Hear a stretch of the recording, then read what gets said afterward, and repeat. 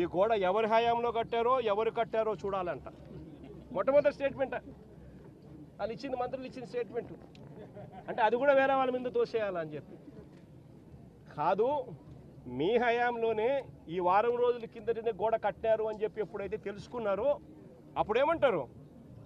గోడ అనేది పిల్లలతో కట్టారో, సిమెంట్తో కట్టారో, బ్రిక్స్తో కట్టారో అనేది మాకు తెలియదు కదా అంటారు. మరి తెలియనప్పుడు మీరు మంత్రుల కమిటీ కింద ఎందుకు వచ్చినారు ఇక్కడికి? ముందస్తు ఏర్పాట్లు చేయడం కోసం మరి ఎందుకు వచ్చినారు? మరి మీ సమక్షంలోనే మీరు ముందస్తు ఏర్పాట్లు చేస్తూ ఉన్న పరిస్థితుల మధ్య ఈ గోడ కట్టడం ఎందుకు చేశారు? 60-70 అడుగుల గోడ పొడుగు, 10 అడుగుల ఎత్తు, కనీసం ఒక కాంక్రీట్ పిల్లర్ లేదు. గోడ ఏ రకంగా కట్టనిచ్చినారు? కొత్త గోడ అని తెలుసు, రాత్రి వర్షం పడిందని తెలుసు. చందనోత్సవం జరిగే ప్రతిసారి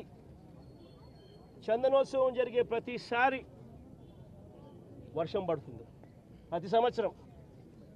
ఆ సెంటిమెంట్ కూడా మరి వర్షం పడింది అని తెలిసినప్పుడు మరి గోడ పక్కనే మనుషులను ఎందుకు నిలబెట్టారు? ప్రతిదీ కూడా డైవర్షన్ పాలిటిక్సే. ఎక్కడా కూడా తప్పు చేసినాము అని పశ్చాత్తాపం లేదు. ఇప్పుడు ఈ కుటుంబంలో 4 చనిపోయినారు.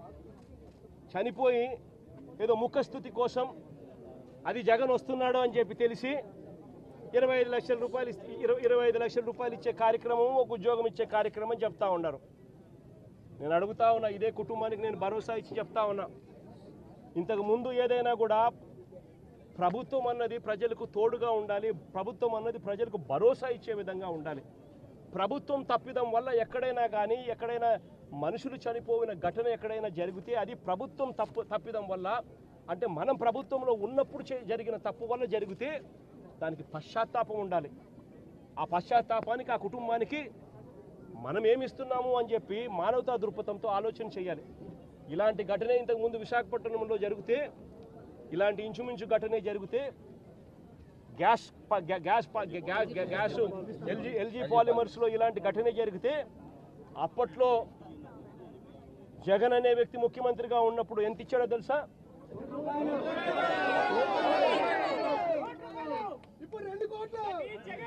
జగన్ అనే వ్యక్తి ₹1 కోటి ఒక్కొక్కరికి ఇచ్చి ఆ కుటుంబాలను ఆదుకున్నారు. ఇప్పుడు ప్రభుత్వం చేసిన తప్పిదం వల్ల ఈ ఘటన జరిగితే అసలు ఆ కుటుంబానికి నువ్వేం చేస్తా ఉన్నావు అని చంద్రబాబు నాయుడు గారిని అడుగుతా ఉన్నా. ఒకటే చెప్తా ఉన్నా, వీళ్ళు ఇచ్చినా ఈకపోయినా కానీ చనిపోయిన ఈ కుటుంబాలకు గుర్తు పెట్టుకొని మళ్ళీ మేము అధికారంలోకి వచ్చిన తర్వాత ఈ కుటుంబాలకు ఆ ₹1 కోటి బ్యాలెన్స్ వీళ్ళు ఇచ్చినారు. మిగిలిన బ్యాలెన్స్ డబ్బు మనం ప్రభుత్వం వచ్చిన తర్వాత నేను స్వయంగా ఇప్పిస్తానని చెప్పి కూడా చెప్తా ఉన్నా. మరి తెలిసినప్పుడు ఇన్ని లక్షల మంది క్యూలో గోడ పక్కనే ఎలా వాళ్ళు క్యూలో నిలబడేట్టుగా చేశారు అని అడుగుతా ఉన్నా ఇదే పెద్ద మనిషి చంద్రబాబు నాయుడు గారిని. మరి గోడ అంత దారుణంగా మీరే కట్టారు, కొత్త గోడ అని తెలుసు. గాలి కొదిలేసిన పరిస్థితుల్లో ఈరోజు రాష్ట్రం నడుస్తూ ఉంది. ఈ ఒక్క సంవత్సరంలోనే చంద్రబాబు నాయుడు గారు చేసిన ఈ ఒక్క సంవత్సరం పరిపాలనలోనే దారుణమైన పరిస్థితి చూస్తూ ఉన్నాము. అంటే తిరుమలలో ఈ పెద్ద మనిషి రాజకీయాల కోసం లడ్డు వివాదం చేసి మన వెంకటేశ్వర స్వామి పేరు ప్రఖ్యాతలను ఏ రకంగా రోడ్డు మీదకి తీసుకొచ్చాడు అన్నది కూడా ఈ 11 నెలల కాలంలోనే చూసాం.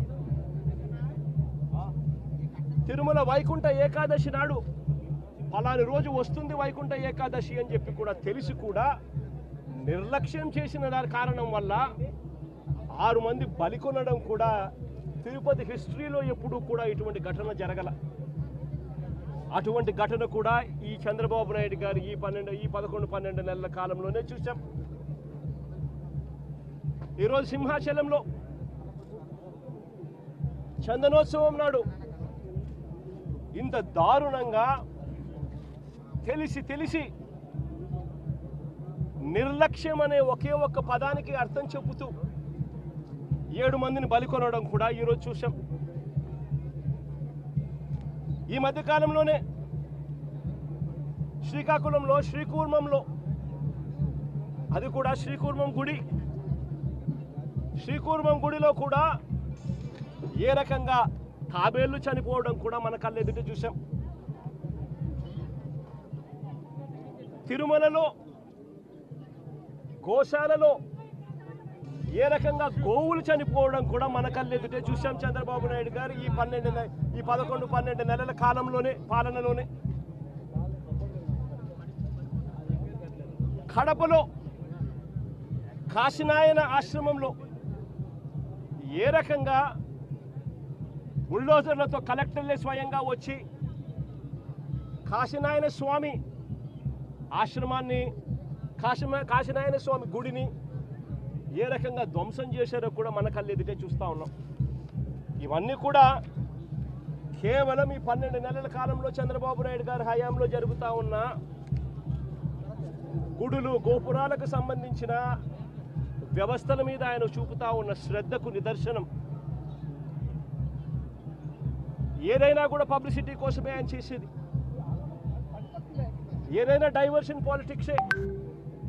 పుష్కరాల సమయంలో కూడా గతంలో చూసాం ఏ రకంగా 29 మందిని బలికొన్నాడో కూడా మనం చూసాం. గోదావరి పుష్కరాలలో, రాజమండ్రిలో. నేను అడుగుతా ఉన్నా, ఇన్ని ఘటనలలో, అన్ని ఘటనలకు జరిగేటప్పుడల్లా జరిగిన తర్వాత వస్తాడు, వచ్చి ఒక కమిషన్ వేస్తున్నాను, విచారణ చేయిస్తాను అని చెప్తాడు.